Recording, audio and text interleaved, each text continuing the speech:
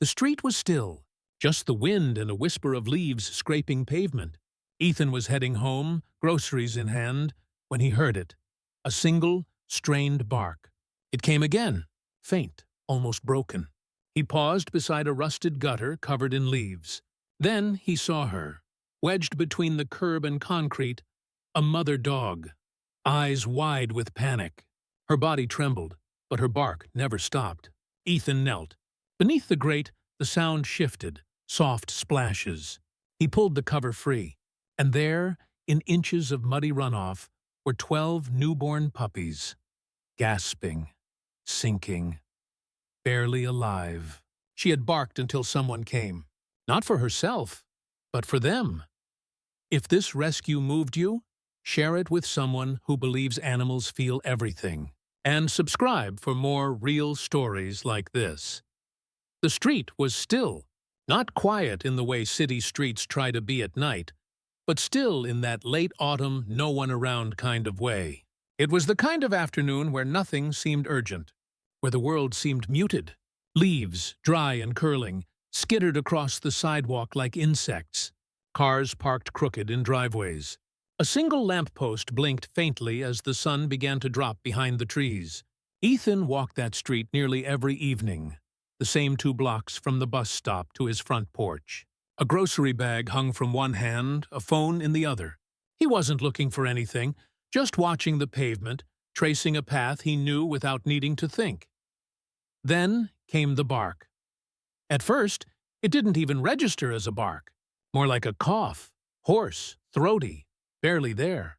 But it was sound, and not the kind Ethan usually heard on that street.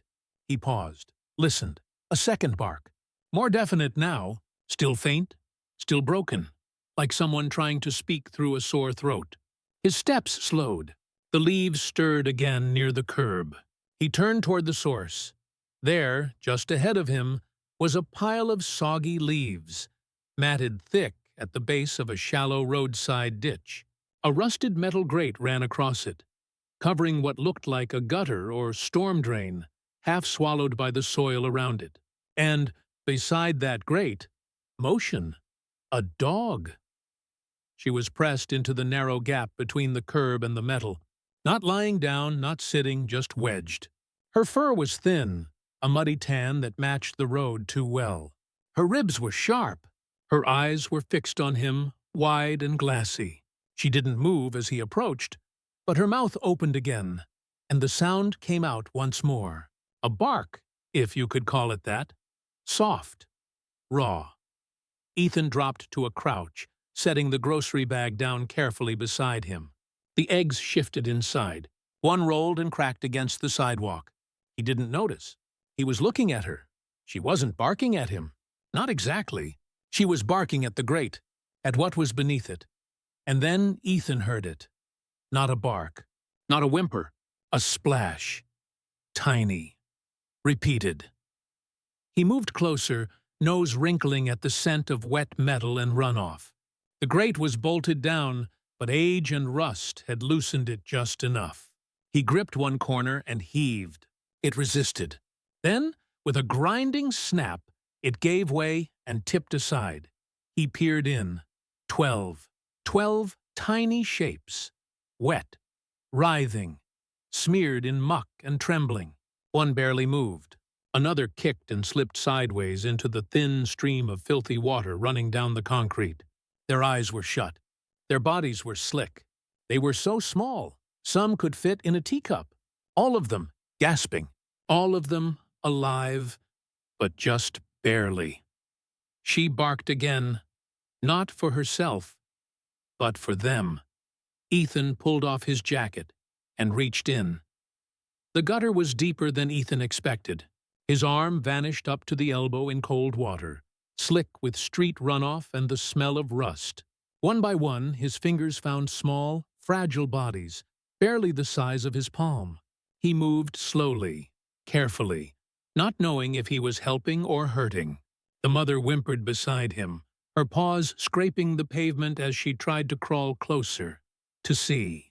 Her face was cut in places, probably from trying to dig or wedge her way under the grate. She had not moved from that spot. She had not left them. The first puppy came out in a bundle of shaking fur. Barely breathing, Ethan laid it gently on his jacket. It curled into a trembling comma, mewling softly. The second was slicker, its fur drenched, eyes sealed tight. Another splash below reminded him. This was no time for wonder. He reached back in. Time distorted. He didn't count minutes, only lives. 6, then 8, then 10. His forearms were streaked with grime and cuts. His breath smoked in the cooling air. The sun dipped lower, slanting shadows over the sidewalk. Cars passed behind him, but none slowed. None noticed. He was alone with them. The 11th pup was the weakest. It barely moved when lifted. Its mouth opened, but no sound came. Ethan rubbed its chest with the edge of his flannel shirt, whispering encouragement no one else could hear. It twitched. Kicked once. He placed it on the warm jacket beside its siblings, where they now huddled, 12 in total. A pile of whimpers and life. And then he saw the mother again. She was no longer barking. She had gone still. Her body sunk into the shallow groove beside the ditch. Her chest heaved, barely. Her head dropped, nose resting against the leaves. She had given everything she had to make sure they were heard. And now, silence. Hey, Ethan murmured. Unsure why, he whispered. Hey, it's okay. I got them. They're safe. She blinked. Once. A slow, labored movement. He moved toward her, kneeling beside her collapsed form. Her fur was rough beneath his hand, her ribs sharp as stone. She had no collar, no tag, just the voice that had saved them. Then came the problem Ethan hadn't prepared for. 12 puppies, 1 mother, and no car. He stared down the quiet street, hoping, somehow, that someone would walk by, that someone would offer help. But the world was unchanged. No headlights, no footsteps. Just him, this mother, and her babies on a cold slab of sidewalk. His phone buzzed in his pocket. Where are you? Read the text from his roommate. He could explain later. He texted back one word. Help. Then he picked up the first puppy, wrapped it in his jacket, and gently placed the others around it. They huddled close, drawn by warmth by each other.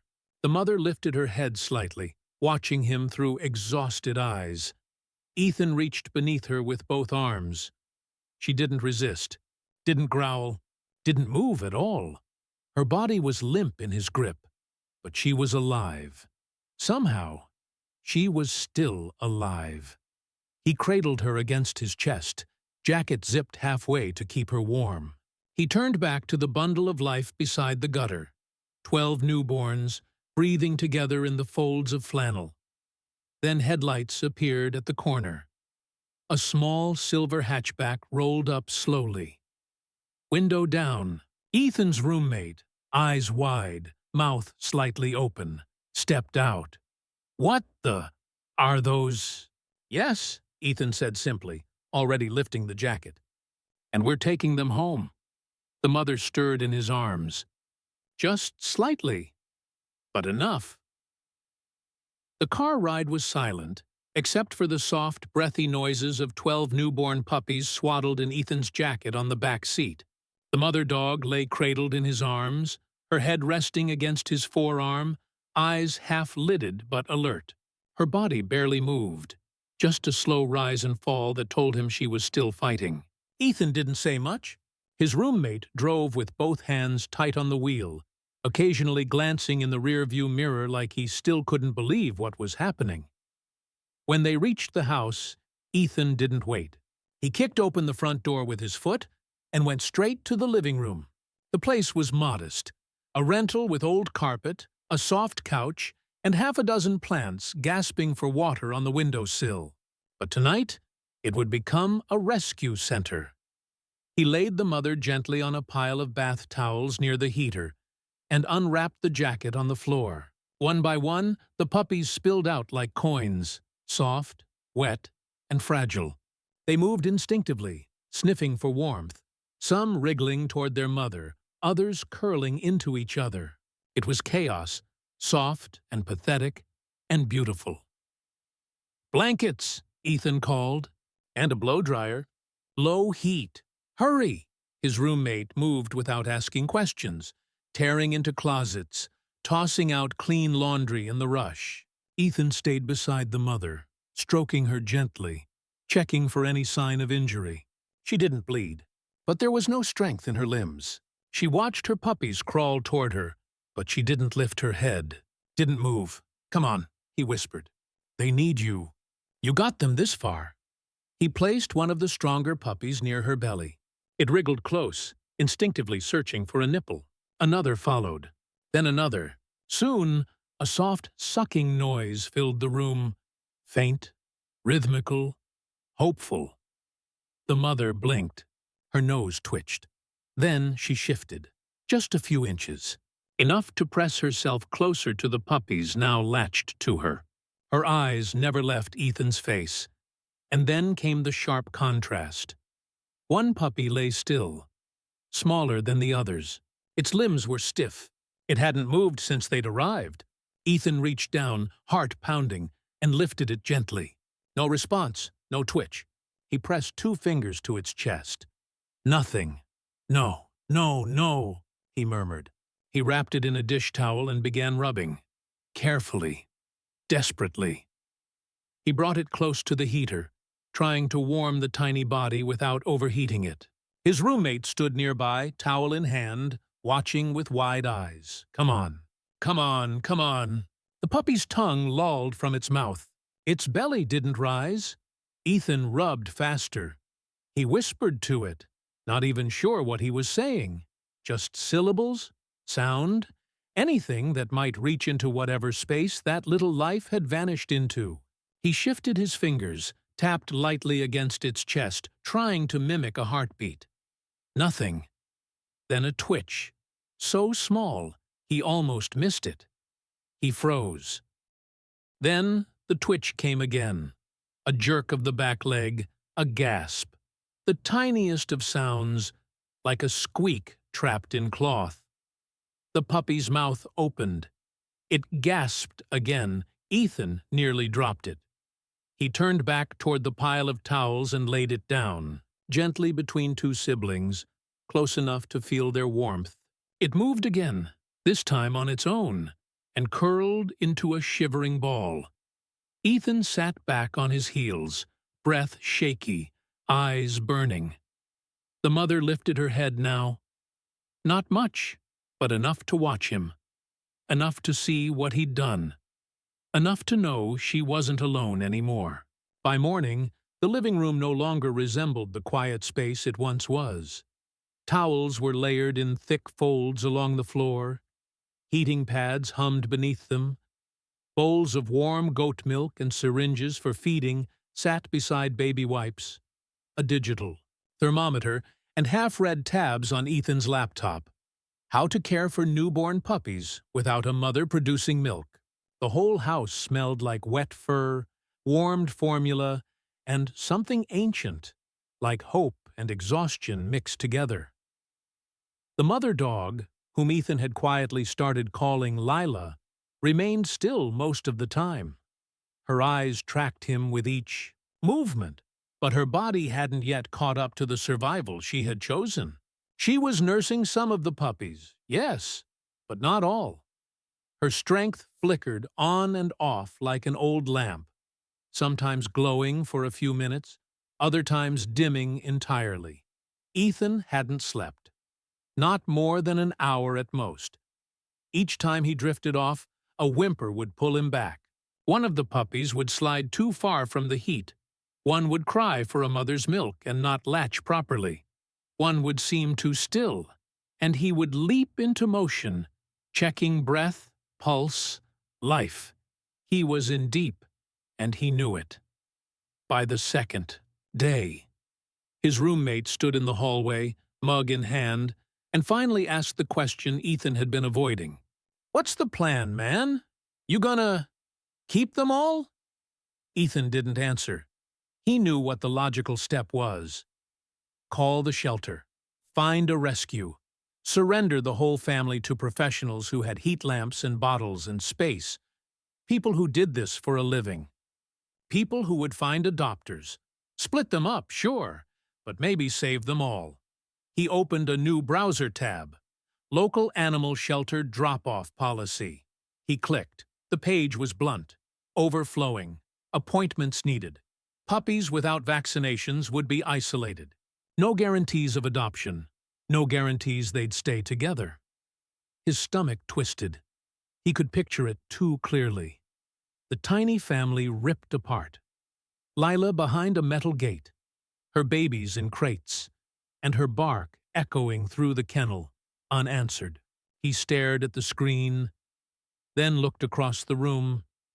One of the puppies, he'd started calling him Pip, was wobbling toward a heating pad, tongue out, making soft, frustrated squeaks.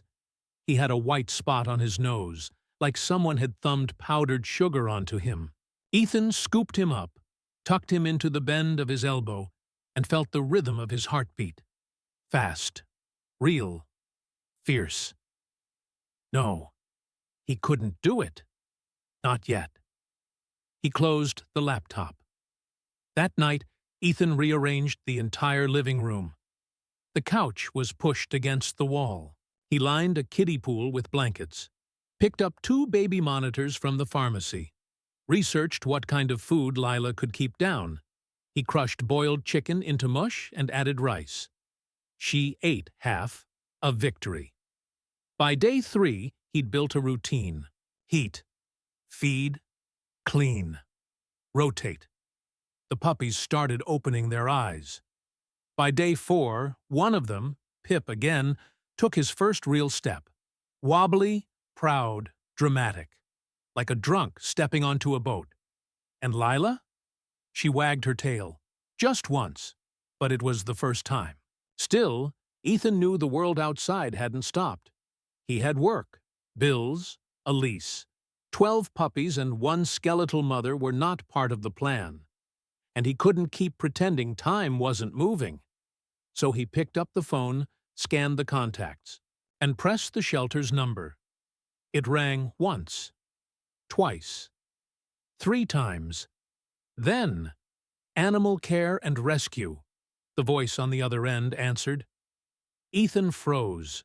For a moment, the room disappeared. The puppies, the soft hum of the heater, even Lila's shallow breaths. All he heard was that voice, professional, detached, ready to take the burden from him. He pictured it all again. The crates, the separation, Lila's bark, alone this time. Hello? The voice repeated. Ethan opened his mouth, then closed it. He looked down. Pip was asleep in his hoodie pocket, the softest snore rising from his tiny nose. Beside him, the kiddie pool was a tangle of siblings. 2 were nursing. 1 was chewing on a blanket. Lila's eyes were open, not afraid this time, just watching. He slowly lowered the phone and ended the call. No.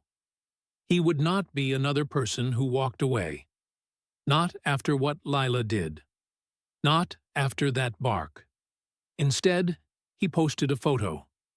1 single image.